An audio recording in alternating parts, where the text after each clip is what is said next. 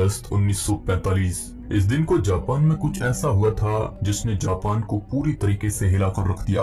साल 1945 आते आते एक आम जापानी की जिंदगी बहुत मुश्किल हो चुकी थी। वर्ल्ड वार 2 में इतना ज्यादा लड़ने की वजह से जापान के कुदरती भंडार खत्म हो रहे थे। इनके पास दुकानों में खाने पीने के सामान नहीं बचे थे। स्कूलों के मैदानों और घरों के बगीचों में सब्जियां उगाई जा रही थी क्योंकि इनके पास और कोई चारा नहीं था। पेट्रोल की कीमतें भी आसमान छूने लगी थी, जिस वजह से पेट्रोल आम लोगों की पहुंच से बाहर होता जा रहा था। सड़कों पर एक भी निजी कार नहीं दौड़ती दिखाई दे रही थी। हिरोशिमा की सड़कों पर जहां भी नजर जाए पैदल चलते लोग और मिलिट्री की गाड़ियां दिखाई दे रही थी। 6 अगस्त के सुबह 7 बजे जापानी रडारों ने दक्षिण की ओर से आते हुए अमेरिकी विमानों को देख लिया। चेतावनी के सायरन बज उठे और पूरे जापान में रेडियो कार्यक्रम रोक दिए गए। इस लड़ाई में जापान को बहुत नुकसान हुआ था। जापान में तब पेट्रोल की इतनी कमी हो चुकी थी कि उन विमानों को रोकने के लिए कोई जापानी विमान नहीं भेजा गया।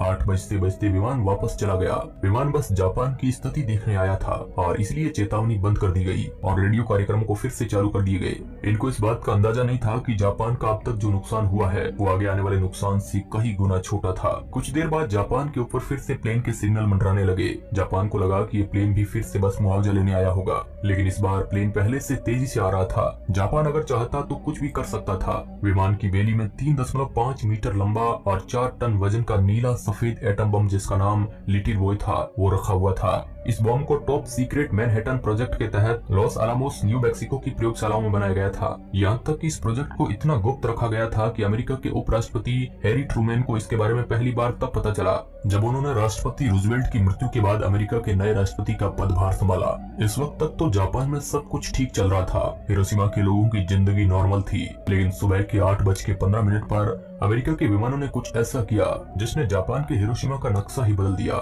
जैसे ही अमेरिकी विमान ऊपर से बम गिराते हैं तो ये नाक के बल हिरोशिमा के ऊपर गिरना शुरू हुआ। इसे नीचे पहुंचने में करीब 43 सेकंड लग गए। हवाएं इतनी तेज थी कि बम की दिशा ही बदल गई और अपने लक्ष्य से 250 मीटर दूर वो शीमा सर्जिकल क्लिनिक के ऊपर फटा।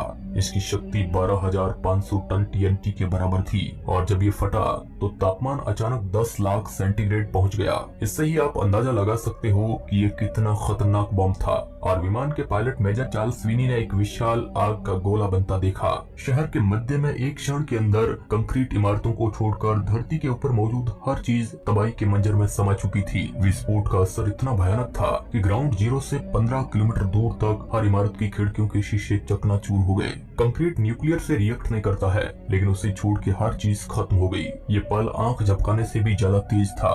देखते ही देखते हिरोशिमा शहर की 2/3 इमारतें 1 सेकंड के अंदर ध्वस्त हो गई। काफी बड़े क्षेत्र में आग की लपटों की आंधी आ गई थी। इस विस्फोट के तुरंत बाद ही हिरोशिमा के 80% लोग यानी कि करीब 80,000 लोग मारे गए थे। जैसे ही विस्फोट हुआ, अमेरिकी विमान के आगे के कैबिन में रोशनी फैल गई। विमान के पिछले हिस्से में बैठे हुए टेल गनर बॉब कैरन ने अपना कॉर्डन कैमरा उठाया और नीचे के दृश्यों की तस्वीर लेने लगे। नीचे के बैंगनी बादलों के बीच सफेद धुएं का एक रेला 3000 फीट तक उठा और उसने मशरूम की शक्ल बना ली थी। इसको डेथ मशरूम भी कहा जाता है। इस धुएं के मशरूम के नीचे लाखों लोगों की डेड बॉडी पड़ी थी। लोगों की दर्द भरी चीखों से पूरा माहौल एक अजीब सा हो चुका था। धुएं के गुबार के नीचे लाखों लोग जिंदा ही जलकर दम तोड़ रहे थे। नीचे जापानी नौसेना के ड्रॉप्समैन सुतोमो यामागुची की नजर ऊपर उड़ रहे विमान पर पड़ी। उन्हें दिखाई दिया कि विमान से एक छोटी काली वस्तु नीचे गिर रही है। अगले ही पल उनकी आंखों के सामने अंधा कर देने वाली रोशनी फैल गई। उनके सभी शरीर के अंगों ने काम करना बंद कर दिया था। इसका विस्फोट इतना ताकतवर था कि शरीर रिस्पॉन्स ही नहीं कर रहा था। उन्होंने उंगलियों से अपनी आंखें ढकी और जमीन पर मुंह के बल गिरे। उनके नीचे की धरती हिली और वो करीब आधा मीटर ऊपर उछले और फिर गिर पड़े। जब उन्होंने अपनी आंखें खोली तो उनकी चारों तरफ अंधेरा था। उन्हें कुछ भी दिखाई नहीं दे रहा था, जैसे कि बहुत तेज दिन के बाद रात छा गई हो। अचानक उन्होंने महसूस किया कि अपने चेहरे के बाएं हिस्से और बाईं बाह पर भयानक गर्मी हो रही थी। उन्हें उल्टी करने की इच्छा महसूस हुई और वो बेहोश होने लगे। धीरे धीरे उन्हें कुछ चीजें दिख रही थी। तभी उनकी नजर कुछ दूरी पर खड़े पेड़ पर गई। उसकी सारी पत्तियां झड़ चुकी थी। उन्होंने उस पेड़ तक पहुंचने के लिए अपनी सारी ताकत लगा दी। किसी तरह वहां पर पहुंचकर वो उसके तने के नीचे बैठ गए। तब तक उनका गला पूरी तरह से सूख चुका था और पानी की एक बूंद के लिए वो तरस रहे थे। आपको ये कहानी झूठी लग रही होगी, लेकिन ये सच है। ये वो इंसान थे जिन्होंने दोनों बॉम्ब को सर्वाइव किया था और इन्होंने इस कहानी को खुद सुनाया। हाल ये हमारे बीच नहीं है और इस बॉम्ब से जिंदा बचने के बाद भी इन्हें बहुत तकलीफ हुई। इस बॉम्ब विस्फोट में बचने वाले ये अकेले नहीं थे और जो इस घटना में जिंदा बचे उनकी जिंदगी अटैक में मरने वाले लोगों से कई गुना ज्यादा भयानक थी। इससे आप अंदाजा लगा सकते हैं कि वो पल लोगों के लिए कितना भयानक था। किस तरह देखते ही देखते चंद सेकंडों में लोगों का सब कुछ खत्म हो गया। दोस्तों, हिरोशिमा के पूर्वी इलाके में एक ट्रेन शहर की तरफ बढ़ रही थी। अचानक सैनिकों ने चलती ट्रेन को रोककर सभी यात्रियों को नीचे उतर जाने के लिए कहा। डिब्बों को इंजन से अलग करके वहीं रोक दिया गया, लेकिन इंजन आगे बढ़ता चला गया। लेकिन वो बहुत आगे नहीं जा पाया, क्योंकि रेलवे लाइन पैदल शहर छोड़कर जाने वाले लोगों से भरी हुई थी। उनमें से कुछ लोगों की त्वचा उनके चेहरे से लटक आई थी और कुछ की बाहें इस तरह से झूल रही थी जिस तरह दीवार से आधा फटा पोस्टर झूलता है। कुछ लोग बहुत धीरे धीरे चल रहे थे और उनके मुंह से सिर्फ ये आवाज निकल रही थी, पानी पानी। करीब 11 बजे एटम बम विस्फोट से पैदा हुए बादलों की वजह से हिरोशिमा में तेज बारिश होने लगी थी। ये काली बारिश थी जिसमें गंदगी, धूल और विस्फोट से उत्पन्न हुए रेडियो एक्टिव तत्व मौजूद थे। वास्तव में लोगों का कहना है ये काले रंग से भी गहरी बारिश थी, कुछ ग्रीस की तरह, जो दीवारों और कपड़ों पर अमिट निशान छोड़ रही थी। उधर बिना पत्ते वाले पेड़ के नीचे बैठे यामागुची को रेडियो एक्टिव बारिश का सामना नहीं करना पड़ रहा था, जहां उन्हें थोड़ी दूर पर एक गड्ढा दिखाई दिया। जब वो वहां पर कैसे भी करके रेंगते हुए पहुंचे तो वहां उन्हें एक महिला पड़ी हुई दिखाई दी। उसके सारे कपड़े जल चुके थे और उसकी चमड़ी भी जलकर लाल हो चुकी थी। उसने उठने की कोशिश की लेकिन गिर पड़ी। वो महिला दर्द में चिल्लाना चाहती थी, लेकिन उसके मुंह से बस इतनी आवाज निकल रही थी कि मदद करो, मदद करो। यामागुची को देखते ही उसने बहुत धीमी आवाज में पूछा, क्या मैं मरने जा रही हूँ? तभी वहाँ 2 लड़के पहुँच गए जिन्हें कुछ भी नहीं हुआ था। उन्होंने यामागुची से कहा, आप बुरी तरह से जल गए दिखते हैं। यामागुची ने अपने चेहरे को धीरे से छुआ। उन्हें लगा कि उनके चेहरे से उनकी खाल उतरकर उनके हाथ में आ रही है। उनकी बाह काली पड़ी हुई थी और लगातार सूजती जा रही थी। वो बच्चे यामागुची को लेकर एक क्लिनिक पहुंचे। वहाँ पर जले हुए शव पड़े हुए थे। कुछ लोगों के हाथों में थोड़ी बहुत हरकत थी, लेकिन अधिकतर शरीर बिना किसी हरकत के पड़े हुए थे। वहाँ पर एक कंपाउंडर ने यामागुची के चेहरे पर सफेद मलहम लगाया और उनकी बाह पर पट्टी बांधी। ये सब कुछ बॉम्ब का असर था। कहानी यहीं खत्म नहीं होती है। अमेरिका के इरादे जापान के लिए और भी ज्यादा खतरनाक थे। अमेरिका कुछ ऐसा करने वाला था अगले ही पलों में जो जापानियों ने सोचा भी नहीं था। 9 अगस्त 1945 जापान के एक और शहर नागासाकी की दोपहर है। जब B-29 बम वर्षक ने वहां दूसरा एटम बम गिराया तो उसे नीचे पहुंचने में पूरे 52 सेकंड लगे।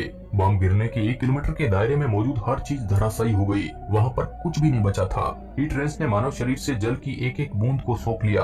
बहुत से लोग और जानवर उसी क्षण मर गए। धमाका इतना तेज था कि 8 किलोमीटर दूर बने घरों के शीशे भी टूट गए। विस्फोट से उपजी रोशनी हालांकि सिर्फ कुछ सेकंडों तक रही, लेकिन उससे जो हीट जनरेट हुई थी उसने त्वचा को 3rd डिग्री बनस से जला दिया। बम गिरने की जगह से 500 मीटर दूर शिरोयामा प्राइमरी स्कूल में कंक्रीट के कंकाल के अलावा कुछ नहीं बचा।